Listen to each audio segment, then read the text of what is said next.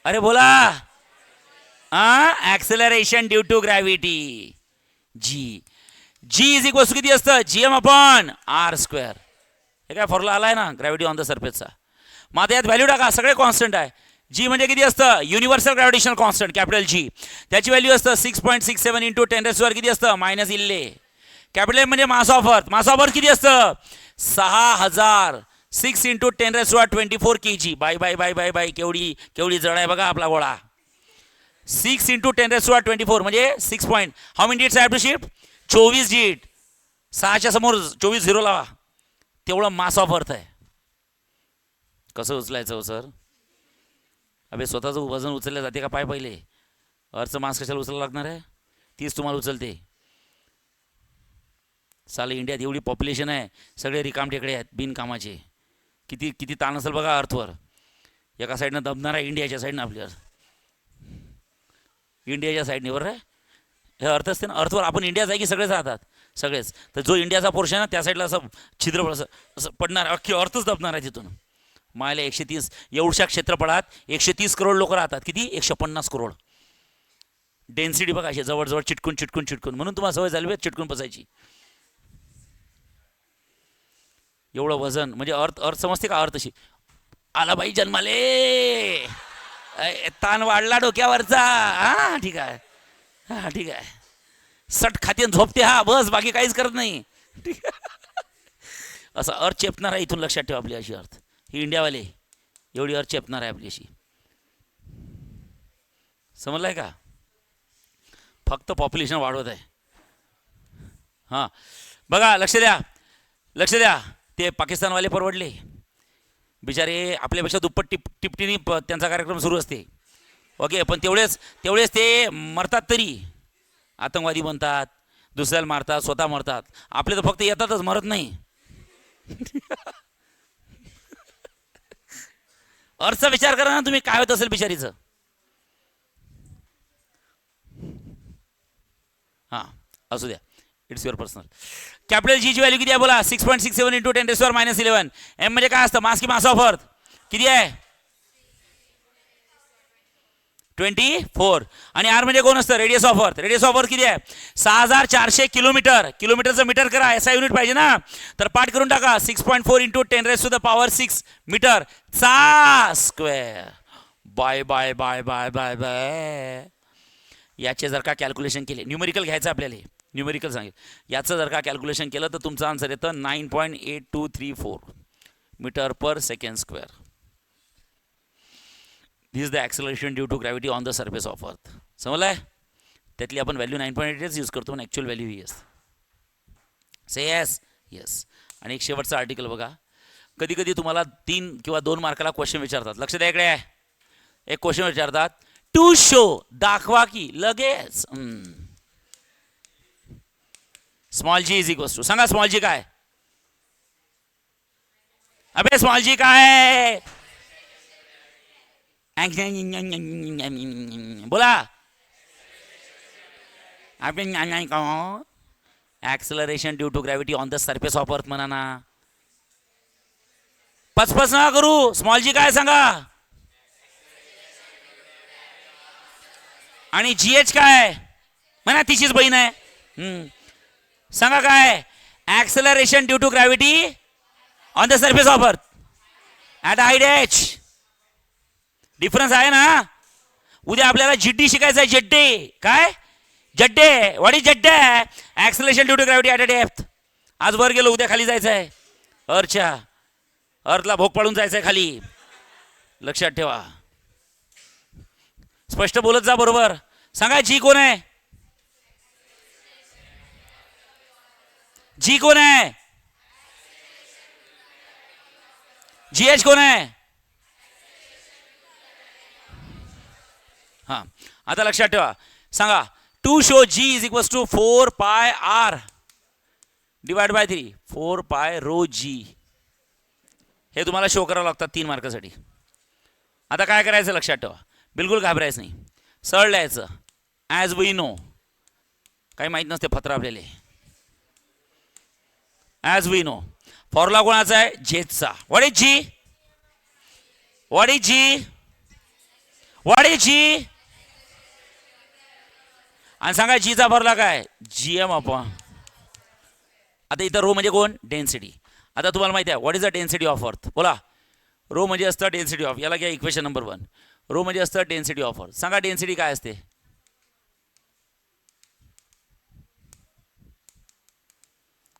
सांगा density of earth काय असतं बोला. मास of earth upon volume of earth. हां व्हॉट इज डेन्सिटी लक्ष द्या. So density is noted by mass of अर्थ किती असतं कॅपिटल आणि व्हॉल्यूम किती असतं 4Q4/3 4/3 πr3. का बरं कारण अर्थ कुठल्या शेपची आहे स्पॅरिकल आणि स्पिअरची व्हॉल्यूम किती असते सांगा 4/3 πr3. ओके हा इकडे घ्या. So rho into 4/3 πr3 is equals to किती असतं एम. हे पहा डिवाइडची टर्म मल्टिप्लाइडमध्ये गेली. मग ही एमची व्हॅल्यू टाकून द्या. So you can say from equation number किती असतं बोला 1. सांगा from equation number 1 what's value of G is equals to बोला काय असतं कॅपिटल जी. इडू किती असतं एम. सांगा एमची व्हॅल्यू किती असतं बोला रो 4/3 πr3 डिवायडेड बाय काय असतं सांगा r². Okay small G is equals to capital G. Capital एमची व्हॅल्यू किती असतं रो 4/3 πr3 डिवायडेड बाय किती असतं r². So G is equals to बोला 3 हा न्यूमरेटरमध्ये आहे की न्यूमरेटरच्या डिवाइडमध्ये आहे. आणि न्यूमरेटरच्या डिवाइडची टर्म खाली घ्या. तिथे किती असतं जी रो 4 πr² डिवाइड बाय 3 इथे किती असतं r³ आणि एक r² एकासोबत कॅन्सल तिथे किती राहिलं सांगा 1. सो सांगा जी इज इक्वल्स किती असतं बोला हां 4 π rho G r divide by 3 खतम. 4 π रो जी r मल्टिप्लायच्या टर्म इकडे तिकडे केली डिवाइड बाय 3. सो येस चालेल. चला नोट्स काढा 2 मिनटं. बाकी नेक्स्ट लेक्चरमध्ये बघू आपण.